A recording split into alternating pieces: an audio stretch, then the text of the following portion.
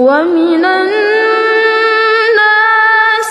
من يقول آمنا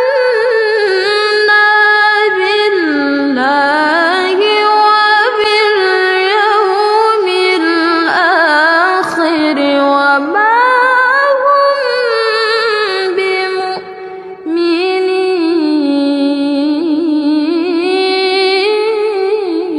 Saya akan menjelaskan tentang sejarah Museum Al-Quran. Museum Sejarah Al-Quran yang berada di Jalan Imam Iskandar, Medan, yang merupakan museum sejarah Al-Quran satu-satunya di Sumatera Utara yang memiliki 70 manuskrip kuno. Petugas museum, Susanti, mengatakan manuskrip di museum itu mulai dikumpulkan sejak tahun 2007 oleh Ketua Yayasan Dr. Iswan Azhari. Tujuan didirikan museum itu ialah untuk menambah pengetahuan bahwa Sumatera Utara memiliki sejarah dan peradaban Islam di masa lalu. Seluruh koleksi mushaf Al-Quran di museum itu ditemukan di Sumatera Utara dan memiliki motif-motif yang unik, yang mewakili setiap daerah dengan ikon tersendiri, seperti motif Melayu Pantai Timur, motif Jawa, motif Melayu Aceh, motif Simalungun, dan motif bunga matahari. Dari semua mushaf Al-Quran kuno yang ada di Museum Sejarah Al-Quran itu, salah satu mushaf tertua ditulis pada tahun 1070 Hijriah atau 1074 Hijriah. Terdapat juga kolom-koloman berisi catatan penulis mushaf yang menjelaskan waktu serta kisah mengharukan ketika penulis menulis mushaf di waktu siang dan malam tanpa lelah, sehingga berhasil menulis mushaf secara utuh. Selain mushaf Al-Quran kuno yang berjumlah 26 mushaf, di museum ini juga dipajang lebih dari 20 motif serta tanaman seperti bawang putih, bawang merah, dan labu yang disebutkan dalam Al-Quran. Di sini saya akan memperkenalkan beberapa tokoh besar Islam yang ada di Sumatera Utara. Yang pertama, Syekh Muhammad Mustafa Husain Al-Maidili merupakan ulama besar Mandailing yang berjasa mendirikan pondok pesantren Mustafaliyah Purbabaru. Yang kedua, Haji Abdul Malik Karim Amrullah yang merupakan salah satu tokoh utama gerakan pembaruan yang membawa reformasi Islam. Yang ketiga, Haji Abu Bakar Jakub, seorang ulama Medan yang sangat aktif bukan hanya berdakwah tetapi juga menulis, termasuk menulis syair keislaman yang terkenal. Kemudian Syekh Abdullah Wahab bin Abdul Manaf bin Muhammad Yasin bin Maulana yang merupakan seorang ulama ahli fikih, sufi, dan pemimpin tarekat Naksabandiyah pada abad ke-19 hingga awal ke abad 20. Kemudian Tengku Fahruddin merupakan penulis ulama dan ketua Majelis Syar'i Kesultanan Serdang pertama. Kemudian Yusuf yang merupakan salah satu tokoh pers yang memimpin berbagai harian berita di Sumatera Utara. Yusuf termasuk seorang pemikir Islam yang berani melakukan reinterpretasi bagi pemurnian agama Islam. Kemudian Asyahid Fisabilillah Syekh Islam Ismail bin Abdul Wahab Tanjung Balai yang merupakan pendakwah yang aktif dalam politik untuk menentang kolonialisme. Mushaf dengan iluminasi Melayu Aceh. Mushaf ini dikenal dengan model Batak, dikarenakan corak dan warnanya yang hitam dan merah memang mengingatkan orang pada warna dan ornamen Batak. Lihatlah ukiran-ukiran motif pada bangunan rumah atau ulas Batak. Maka dua warna ini sangat mendominasi. Namun, sebenarnya ornamen iluminasi dalam mushaf Al-Quran ini bermotif Minang atau Melayu Aceh. Menariknya, di dalam ornamen fulminasi yang dihiasi rangkatan sulur atau bunga menjalar, terdapat kalimat syahadat yang ditulis secara terulang-ulang dipadu dengan motif jalinan tali Aceh yang disebut dengan nama Bungong Putataluteh atau jalinan tali 3 untalan.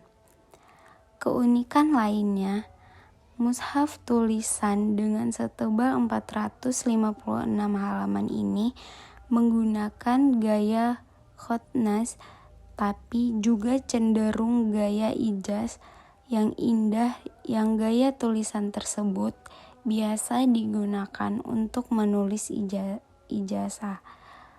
Meski telah berusia lebih 2000 tahun, kondisi mushaf masih baik dan terbaca dengan cukup jelas. Selanjutnya, mushaf dengan iluminasi Melayu Pantai Timur.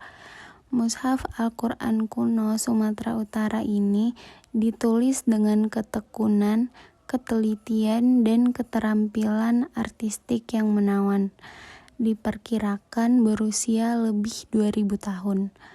Mushaf Al-Quran ini memiliki ornamen iluminasi yang menampilkan gaya khas Melayu Pantai Timur yang tersebar sampai daerah Trengganu. Satu hal menarik, kotak ornamen iluminasi sebelah kiri belum selesai dilukiskan bunga-bunganya. Tidak selesainya ornamen tersebut kemungkinan dikarenakan habisnya tinta atau merasa kesulitan saat pengerjaannya. Selanjutnya, mushaf Simalungun dengan ornamen iluminasi batik Banji. Mushaf ini ditemukan oleh tim Museum Sejarah Al-Quran di Mushola Al-Zariyah atau yang sekarang telah menjadi masjid Kecamatan Gunung Maligas, Kabupaten Simalungun. Kondisi mushaf sudah cukup lapuk dan kertasnya dipenuhi lubang karena selama ini hanya dibiarkan saja tergeletak di gudang mushola tanpa dipelihara dengan baik kondisinya. Dengan pertimbangan pemeliharaan, maka BKM Masjid Al-Zariyah menitipkan mushaf ini di Museum Sejarah Al-Quran Sumatera Utara. Mushaf memiliki iluminasi di bagian tengah, awal surah Al-Kahfi. Iluminasi sangat indah dengan ornamen motif roller dan jalinan batik Banji berwarna biru yang menyebar ke seluruh teks. Ornamen iluminasi ini umumnya berasal dari Jawa. Selanjutnya, mushaf dengan iluminasi Aceh. Mushaf yang juga berasal dari Aceh ini berukuran 23 cm x 16 cm x 8,5 cm.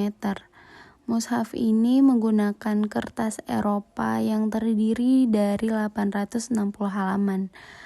Setiap halamannya terdapat 13 baris tinta yang digunakan dalam menyalin teks secara umum adalah tinta hitam, kecuali pada bagian tanda ayat, keterangan, nama surah, dan tanda juz digunakan tinta merah.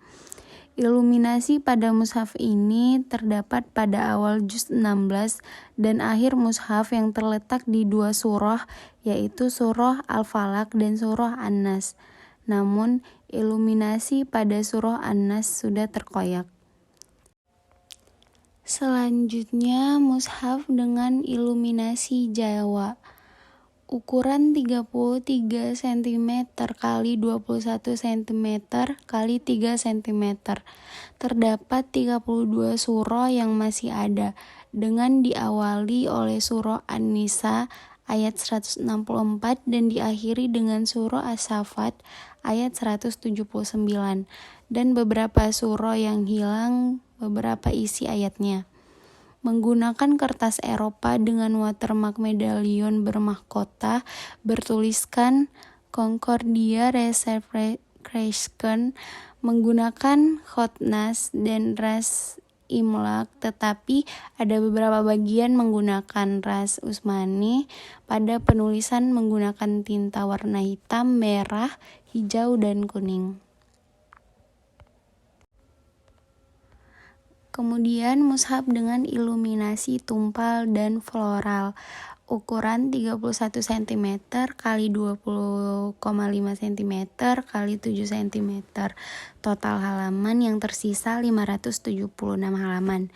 Ditulis menggunakan khotnas dan terdapat 15 baris teks di setiap halaman kecuali di halaman awal. Mushaf menggunakan ras imla'i. Kertas yang digunakan adalah kertas Eropa dengan watermark Propatria, singa, bawa pedang dengan petani, bawa payung di dalam pagar dengan counter watermark VG. Tinta yang digunakan dalam penulisan mushaf adalah tinta hitam yang mendominasi, kemudian merah untuk menandai air hayat. Tinta hijau dan kuning digunakan untuk menghiasi iluminasi. Iluminasi pada mushaf ini terdapat pada awal surah, yaitu surah Al-Fatihah dan surah Al-Baqarah. Selanjutnya, mushaf Al-Quran kuno Mandua Mas Barus dengan iluminasi khas Minang, Aceh berusia sekitar 250 tahun. Mushaf ini merupakan mushaf warisan keluarga turun-temurun yang kini dipegang oleh Bapak Toga Nainggolan. Untuk saat ini, mushaf Mandua Mas Barus ini dipamerkan di Museum Sejarah Al-Quran Sumatera Utara. Selanjutnya, mushaf dengan iluminasi Melayu Tamiang. Mushaf ini memperlihatkan iluminasi yang indah pada bagian tengah Al-Quran, yaitu awal juz 16. Motif iluminasi yang digunakan adalah floral, berhiaskan bunga-bungaan. Mushaf terdiri dari 633 halaman, nyaris hampir lengkap kecuali bagian halaman akhir hanya sampai pada surah Al-Infitor. Mushaf ini memiliki ukuran 21,5 cm kali 15 cm. Masing-masing halaman terdiri dari 15 baris yang ditulis di dalam suatu bingkai pembatas teks. Tulisan mushaf ini ditulis dengan kertas Eropa dengan menggunakan ras imla'i. Namun, penggunaan ras ini tidak terlihat di seluruh mushaf. Ada beberapa yang menggunakan ras Utsmani. Khot yang digunakan adalah perpaduan antara khot nasi dan khot sulus. Ada beberapa keseimbangan huruf yang berbeda antara satu dengan yang lainnya. Tinta yang dipakai hitam, merah, dan kuning. Tinta hitam digunakan untuk menulis teks utama, tinta merah untuk penulisan ayat pada awal juz dan kepala surah, sedangkan tinta kuning untuk penanda ayat. Tapi penanda ayat sebagian ada yang berwarnai dengan merah dan ada yang tidak diwarnai. Selanjutnya, mushaf tertua dan misteri Kolofan tahun 1070 Hijriah atau 1074 Hijriah. Dari semua mushaf Al-Quran kuno yang ada di Museum Sejarah Al-Quran, inilah salah satunya mushaf yang memiliki kolofon. Kolofon berisi catatan penulisan mushaf yang menjelaskan waktu dan kisahnya yang mengharukan ketika dia menulis mushaf siang dan malam tanpa lelah dan istirahat sehingga berhasil menulis mushaf secara utuh. Kemudian dia berdoa memohon ampun dan rahmat dari Allah Subhanahu wa taala. Kolofon dalam mushaf ini ada dua bentuk, yaitu berbentuk kalimat dan tulisan angka. Dikatakan bahwa penulisan mushaf Al-Quran diselesaikan pada 20 Zulkaidah tahun 1070 Hijriah. Tapi kemudian terdapat pula tulisan dalam bentuk angka menunjukkan tahun 1074 Hijriah dengan menggunakan tulisan model Persia. Jadi, ada 2 tahun yang disebutkan penyalin dalam kolofonnya, yaitu 1070 atau 1659 Masehi dan menggunakan kalimat, dan 1074 Hijriah atau 1663 Masehi dengan menggunakan angka. Berdasarkan pada kolopon ini, maka mushaf Al-Quran kuno Sumatera Utara ini termasuk mushaf Al-Quran tertua yang ada di Indonesia yang berusia 370 tahun. Sehingga dari sisi kolopon, mushaf Sumatera Utara ini lebih tua sekitar 115 tahun daripada mushaf Ternate. Selanjutnya, mushaf dengan iluminasi bunga matahari. Mushaf Al-Quran ini merupakan salah satu koleksi museum sejarah Al-Quran yang masih lengkap dan utuh, memuat 30 juz, 114 Al-Quran yang masih terbaca dengan jelas.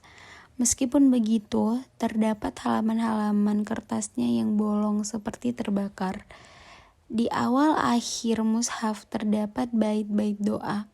Hal yang unik dari mushaf ini adalah menggunakan simbol matahari atau bunga matahari. Simbol bunga matahari ini sepenuhnya menjadi ornamen iluminasi dengan warna merah menyala. Begitu pula untuk menandai awal juz, digunakan juga simbol matahari. Menggunakan kertas Eropa, mushaf Al-Quran tulisan tangan ini ditulis dengan menggunakan khotnas. Dalam penamaan surah, ditemukan beberapa perbedaan dengan nama surah di mushaf Al-Quran cetakan saat ini. Misalnya surah Al-Ma'arij ditulis dengan nama surah Sa'ala Sa'ilu dan surah Abasa ditulis dengan surah Al-A'ma. Mushaf ini tidak memiliki kolofon yang menjelaskan satu penulisannya. Namun, perkiraan model kertas ini setidaknya mushaf telah berusia 2000 tahun. Selanjutnya, mushaf dengan iluminasi floral geometris. Dengan halaman sebanyak 290 halaman, mushaf Al-Quran kuno milik Ibu Rahmadewi ini memuat 15 juz ayat Al-Quran. 1 sampai juz 15 mencakup surah Al-Fatihah sampai dengan surah Al-Kahfi ayat 5. Sepertinya penyalin Al-Quran ini sengaja membagi Al-Quran salinannya dalam 2 bagian atau 2 jilid. Sayangnya jilid kedua belum ditemukan. Kondisi mushaf masih baik dilihat dari sisi kualitas kertas maupun tulisan yang masih terbaca dengan jelas. Teks ditulis dengan menggunakan khotnasi dengan menggunakan jenis kertas tradisional Indonesia yaitu kertas luang atau daluang. Mushaf ini memiliki iluminasi yang indah yang berada di bagian awal mushaf. Iluminasi menggabungkan motif floral dan geometris yang terletak di 2 halaman awal. Dilihat secara keseluruhan, iluminasi ini tergabung menjadi satu kesatuan dan tersebar penuh karena sisi kanan atau recto dan sisi kiri atau verso halaman iluminasi saling bersambung motifnya tanpa ada pemisahan di antara kedua halamannya. Selanjutnya, mushaf dengan iluminasi 2 sayap. Mushaf Al-Quran ini merupakan satu dari 5 mushaf yang dimiliki oleh Ibu Rahmadewi atau dosen Unimed dan kini ditempatkan di Museum Sejarah Al-Quran Sumatera Utara. Mushaf ini terjaga dengan baik, sampul masih ada, semua halaman masih utuh dan isinya lengkap 30 juz dalam kondisi dapat terbaca dengan jelas. Total halaman adalah 614 halaman dengan 608 halaman berisi teks ayat. Keunikannya, kata waliyatalatah pada surah Al-Isra ditulis khusus dengan tinta merah. Ornamen iluminasi dihiasi rangkaian bunga sulur berwarna merah, putih, dan kuning. Jika kita menggabungkan sisi kanan, recto, dan sisi kiri atau verso, iluminasi dengan mahkotanya, maka kita seolah melihat 2 sayap yang terbuka lebar, dengan menampilkan bulu-bulunya yang indah. Kelengkapan isinya, Keterampilan kaligrafinya dan keindahan iluminasinya menjadikan mushaf ini salah satu mushaf terbaik Sumatera Utara yang punya nilai historis, estetis, dan spiritual yang tinggi. Ada 2 kertas yang digunakan. Pertama, kertas Concordia Respar Crescent bergambar singa bermahkota memegang pedang. Kedua, watermark medali bermahkota bertuliskan Pro Patria F. Drake Mag yang di dalamnya ada gambar singa memakai mahkota dan memegang pedang. Adapun countermarknya adalah VDL. Dari jenis kertas tersebut, mushaf ini berusia sekitar 250 tahun yang ditulis pada abad ke-18 Masehi.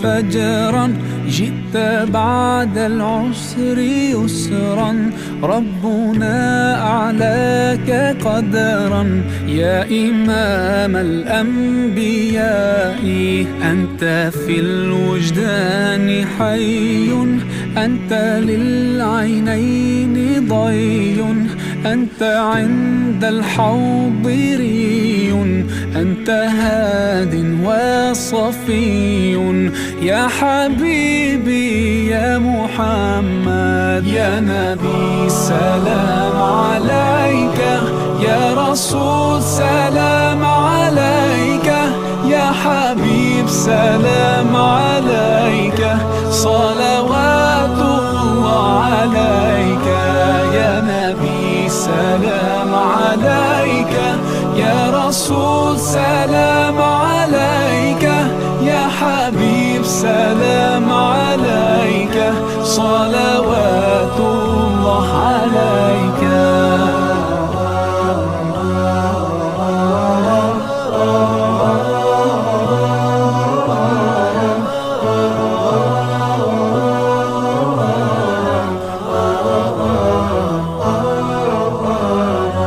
يرتوي بالحب قلبي حب خير رسل ربي من به أبصرت دربي يا شفيعي يا رسول الله أيها المختار فينا زادنا الحب حنينا جئتنا بالخير دينا يا ختام المرسلين يا حبيبي يا محمد يا نبي سلام عليك يا رسول سلام عليك يا حبيب سلام عليك صلوات الله عليك يا نبي سلام عليك يا رسول سلام